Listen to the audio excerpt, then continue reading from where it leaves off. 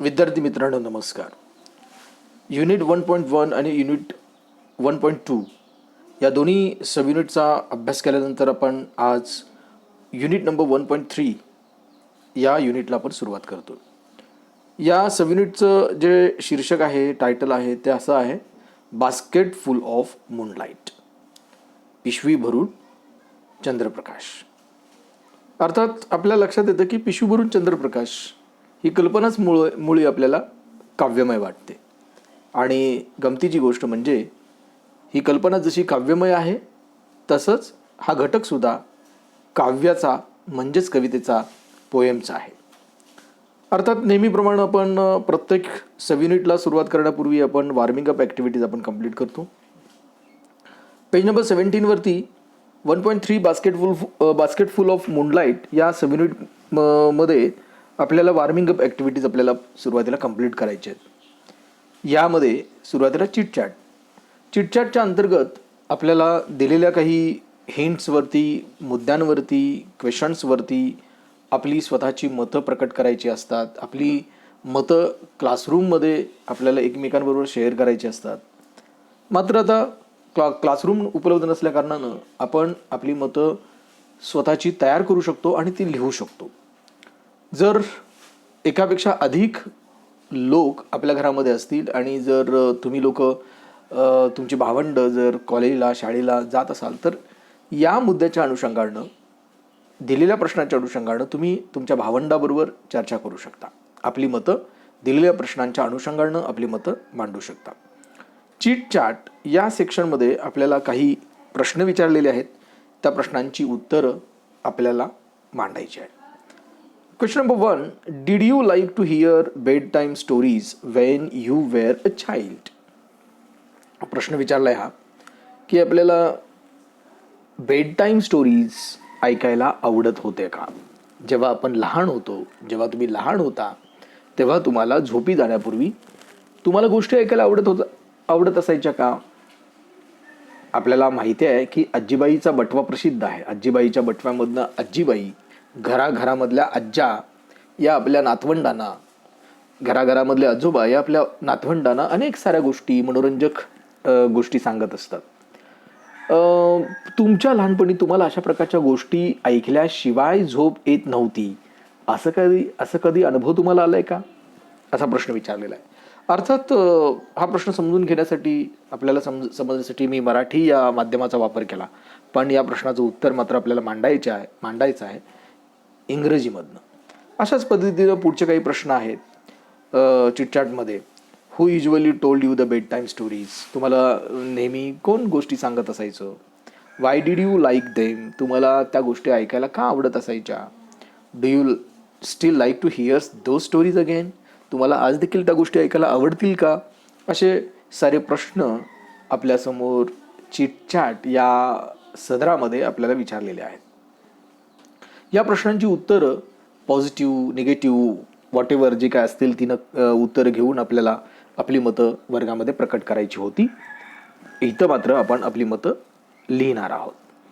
आता ही activity complete झाल्यानंतर आपल्याला पुढे अजून काही ॲक्टिव्हिटीज दिलेल्या आहेत आणि त्याच्यामध्ये आपल्याला ॲक्टिव्हिटी नंबर 1मध्ये आपल्याला सांगितलं आहे एक कृती करायची. आपल्याला काय कृती कार्यक्रम आहे ते पहिल्यांदा समजून घेऊया. दिलेल्या इन्स्ट्रक्शनचा काळजीपूर्वक विचार करूया.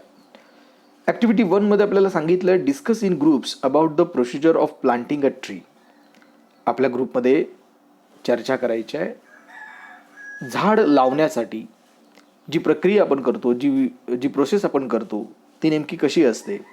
Write the steps in the bullet points and present डेम बिफोर द क्लास. मुद्द्यांच्या अनुषंगानं झाड लावण्याची पद्धत जी आहे, झाड लावण्याची जी प्रक्रिया आहे ती प्रक्रिया आपल्याला मुद्द्यांच्या अनुषंगाने इथं मांडायची आहे. But remember, whatever we have to come out with our points, we have to express our points in English language only. आता हे झाल्यानंतर आपल्याला पुढची अजून एक ॲक्टिव्हिटी आपल्याला करायची आहे. ती ॲक्टिव्हिटी इन्स्ट्रक्शनमध्ये आपल्याला सांगितलेली आहे. Discuss in pairs and write what your father and mother do for your family. इथं आपल्याला डायग्राम दिसतील, आकृत्या दिसतील. एक आकृती ती फादर असं म्हटलेलं आहे आणि दुसरी आकृती ही मदरची आहे.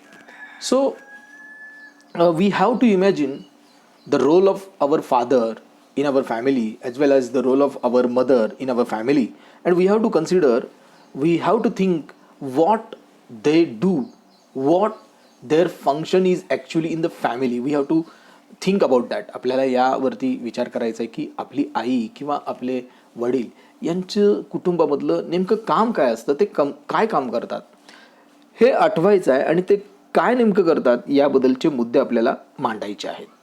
फॉर एक्झाम्पल, वडील काय करतात याच्याबद्दल त्यांनी एक मुद्दा त्यांनी आपल्याला सुचवलेला आहे. बुलेट पॉईंटच्या अंतर्गत त्यांनी ते मुद्दे आपल्याला लिहायला सांगितलेले आहेत. पैकी एक मुद्दा त्यांनी लिहिलेला आहे. फादर यांच्यासाठी he works hard to earn a living, म्हणजे उपजीविका करण्यासाठी, आपल्या कुटुंबाचा चरितार्थ चालवण्यासाठी ते काबाड कष्ट करतात. ते लीडिंग फ्रॉम द फ्रंट करतात काम, म्हणजे अगदी नेतृत्व देतात आणि खूप काबाड कष्ट करतात आणि कुटुंबाचा चरितार्थ चालवतात. हे त्यांचं काम.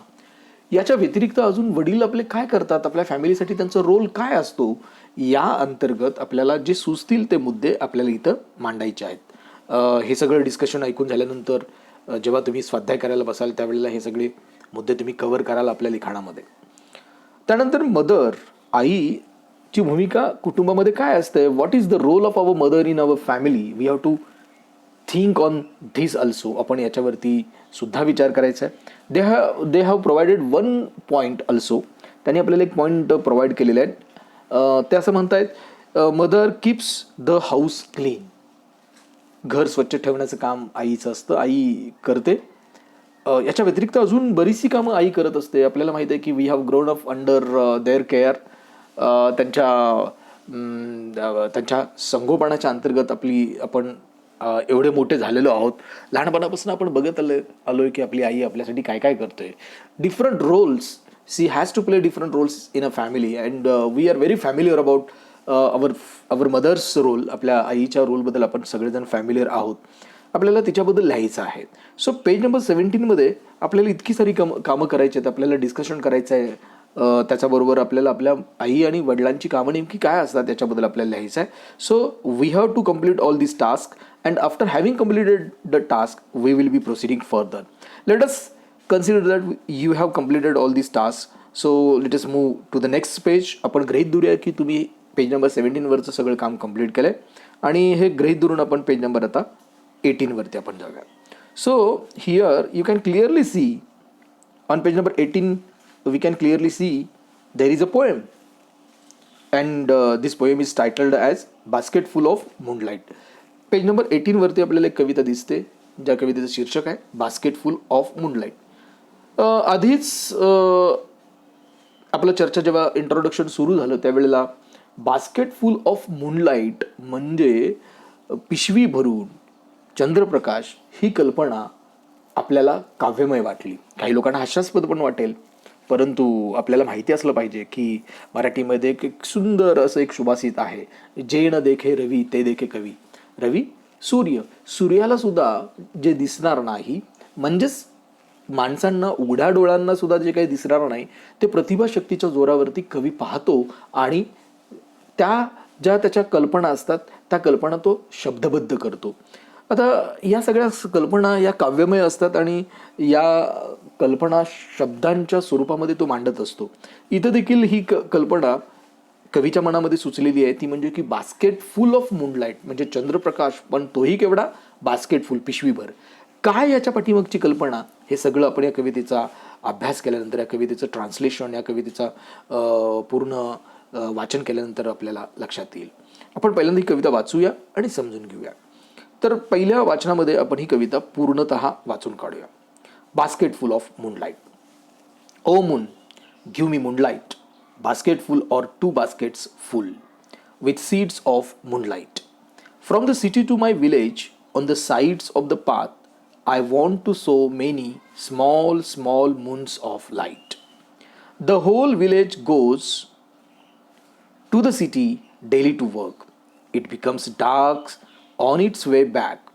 As my village is quite far, the route is tough and full of snakes and scorpions. Neither bus nor cart plies. When my father returns home, I am asleep, and he goes back early in the morning while I am sleeping. O moon, give me a basketful of moonlight on loan. I want to light the dark route so that my father returns early. I too want to hear fairy tales and stories from him. O moon, give me a basketful of moonlight. I want to sow seeds of moons on the sides of the path. Sunil Sharma, translated from Dogri. Sunil Sharma हे भारतीय वंशाचे कवी आहेत आणि त्यांनी लिहिलेली कविता अतिशय सुंदर अशी कल्पना पहिल्या वाचनामध्येच आपल्या लक्षात आली असेल की किती सुंदर अशी कल्पना आहे. पिशवी भरून चंद्रप्रकाश हवा तरी काय आहे कवीला, असा प्रश्न अगदी सुरुवातीला आपल्या मनामध्ये पडला होता.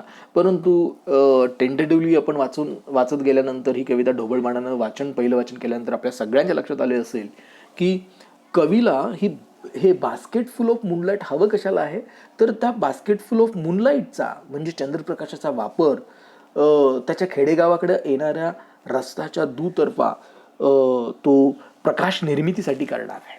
आता ही प्रकाश निर्मिती का, तर याचं सगळं संदर्भ आपल्याला कवितेचा अभ्यास करताना, कवितेचं ट्रान्सलेशन बघताना आपल्या लक्षात येईल. आपण स्टांजा वाईज, सेंटेन्स वाईज आणि वर्ड वाईज आपण ही कविता समजून घेण्याचा प्रयत्न करूया. O moon, give me moonlight, basket full of or 2 baskets full with seeds of moonlight. कवी पहिल्याच स्टांजामध्ये बोलतोय. कवी चंद्राला आवाहन करतोय आणि तो म्हणतोय की मला तुझा चंद्रप्रकाश दे, तुझी शीतल चंद्रप्रकाश छाया जी आहे ती मला दे. बास्केट फुल दे. बास्केट फुल म्हणजे बास्केट भरून, बॅग भरून, पिशवी भरून मला दे, किंवा 2 बास्केट्स, 2 पिशव्या भरून मला दे विथ सीड्स ऑफ मूनलाईट, आणि त्याचबरोबर मला चंद्रप्रकाशाच्या बिया पण दे. अर्थात आपल्या लक्षात येईल की चंद्रप्रकाश किंवा चंद्र हे काही झाड नव्हे. झाड किंवा वृक्ष किंवा वनस्पती यांच्या बिया असू शकतात, परंतु असे काही ऑब्जेक्ट्स असतात त्यांच्या बिया असतात का हो? नसतात. चंद्राची तर मुळीच नसणार आहे. परंतु कवी असं का म्हणत असेल बरं? अर्थात पुन्हा ते सुभाषित आपल्याला आठवेल, जे न देखे रवी ते देखे कवी. प्रतिभाशक्ती, सृजनशीलता, निर्मिती क्षमता याच्या जोरावरती कवी आपली भावना व्यक्त करतो. आता ही भावना व्यक्त करण्या पाठीमागचं कारण तरी काय आहे हे पुढच्या स्टांजामध्ये आपल्या लक्षात येईल. From the city to my village on the sides of the path I want to sow many small small moons of light. त्याची भावना बघा काय. तो म्हणतोय की शहरापासून माझ्या गावापर्यंत, माझ्या खेडेगावापर्यंत रस्त्याच्या दुतर्फा, on the sides of the path म्हणजे रस्त्याच्या दोन्ही तर्फा, आय वॉन्ट टू सो रुजवत घालणे, पेरणे. I want to sow many small small moons of light. शहरापासून खेडेगावापर्यंत येणारा जो रस्ता आहे त्या रस्त्याच्या दोन्ही तर्फा मी रस्त्याच्या बाजूला मी असे खूप साऱ्या बिया मी रुजवत घालीन की ज्याच्यामुळे पुढे जाऊन या बियांमध्ये अंकुर फुटेल आणि पुढे जाऊन त्याच्यामधनं छोटे छोटे चंद्र आणि चंद्राचा प्रकाश रस्त्याच्या दुतर्फा निर्माण होईल. The whole village goes to the city daily to work. It becomes dark on its way back as my village is quite far. हे त्याला का करायचं आहे बरं? शहरापासून खेडेगावापर्यंत येणारा रस्ता जो आहे त्या रस्त्याच्या दुतर्फा त्याला चंद्राच्या बिया, चंद्रप्रकाश देणाऱ्या बिया रुजवत घालायचं आहे. त्याचं कारण आपल्याला पुढच्या काही ओळींमध्ये आपल्याला सापडतं. कवी म्हणतो the whole village goes to the city daily to work.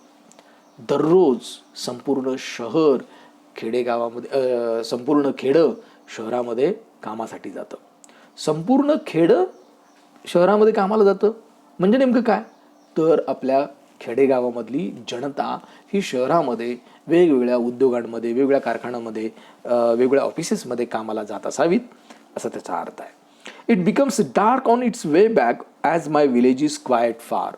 शहरापासून माझं गाव क्वाईट फार आहे, बरंचसं दूर आहे, आणि त्यामुळं दररोजचं काम संपवून घरी परत येणारे जे चाकरमानी असतील किंवा खेडूत असतील जे शहरामध्ये काम करतात, ते परत जेव्हा येतात तेव्हा रस्त्यावरती अतिशय काळोख निर्माण होतो, अंधार पडतो, संध्याकाळ होते, रात्र पडते.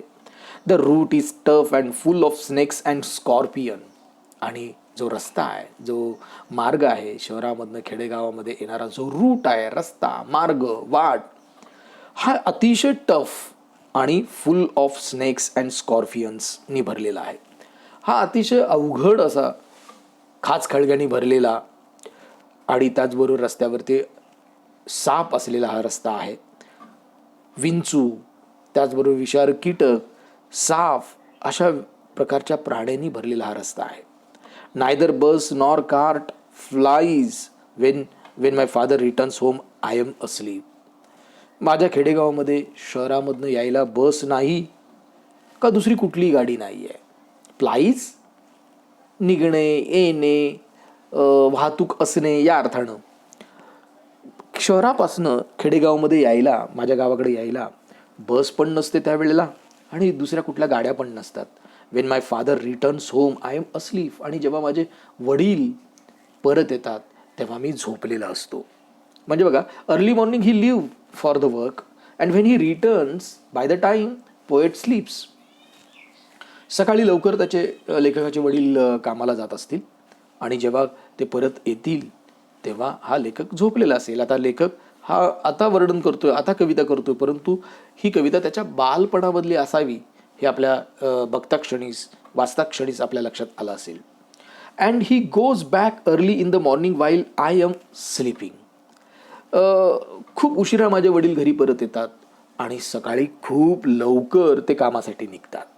आता मग त्यामुळं काय होत असेल हो? रात्री उशिरा परत येतात तेव्हा मी झोपलेलाच असतो, म्हणजे लेखक झोपलेले असतात. सकाळी लवकर त्याचे वडील कामावरती निघतात तेव्हा देखील हा कवी, हा लेखक झोपलेला असतो. म्हणजेच काय की त्याची आणि त्याच्या वडिलांची भेट ही अतिशय दुर्मिळ अशी गोष्ट बनलेली आहे. ओ मून, हे चंद्रा, give me a basket full of moonlight on loan. मला कर्ज स्वरूपात का होईना पण मला पिशवी भरून चंद्रप्रकाश दे ना चंद्रा. I want to light the dark route so that my father returns early. मी तो जो रस्ता आहे, अंधारानं भरलेला रस्ता, शहरापासनं माझ्या गावापर्यंत येणारा रस्ता जो अंधारानं भरलेला आहे, खाचखळग्यांनी, सापांनी, स्कॉर्पिओननी बनलेला धोकादायक असणारा तो रस्ता मला उजळून टाकायचा आहे. सो दॅट, प्रकाशमय तो रस्ता केल्यामुळे माझे वडील लवकर घरी परत येतील. I too want to hear fairy tales and stories from him. मला देखील असं वाटतं की त्यांच्या तोंडून अनेक फेरी टेल्स ऐकाव्यात. फेरी टेल्स, परिकथा. परिकथा, चमत्कारिक गोष्टी, काल्पनिक गोष्टी, आनंददायक मनोरंजक गोष्टी ज्या मुलांना आवडतात, अशा अनेक प्रकारच्या गोष्टी मला माझ्या वडिलांच्या तोंडून ऐकायच्या आहेत. आणि त्यामुळे लवकर माझ्या घरी वडील माझे लवकर घरी पोचावेत यासाठी मला रस्त्याच्या दुतर्फा अशा प्रकारचे चंद्र, लाईटचे, मूनलाईटचे चंद्र मला उजळवायचे आहेत. अँड स्टोरीज फ्रॉम हिम, मला माझ्या वडिलांच्याकडनं अनेक वेगवेगळ्या प्रकारच्या गोष्टी देखील ऐकायच्या आहेत. ओ मून, हे चंद्रा, give me a basket full of moonlight. मला बास्केट फुल, मला पिशवी भरून, बॅग भरून मला चंद्रप्रकाश दे. I want to sow seeds of moon on the sides of the path. रस्त्याच्या दुतर्फा मी चंद्राच्या, मी बिया रुजवत घालेन. त्या बियांचं रूपांतर पुढे झाडांमध्ये होईल आणि त्या झाडाला नंतर चंद्र लागतील. या चंद्राच्या प्रकाशामुळे रस्ता उजळून निघेल आणि खेड्यामध्ये परतणारी, शहरामधनं येणारी जी जनता आहे काम करून, त्या जनतेला रस्त्यावरनं परत गावाकडं फिरायला यायला सोपं जाईल. माझे वडील लवकर घरी पोहोचतील. अतिशय मनाला आनंद देणारी तर कविता आहेच, परंतु मनाला कुठेतरी सल देणारी देखील ही कविता आहे.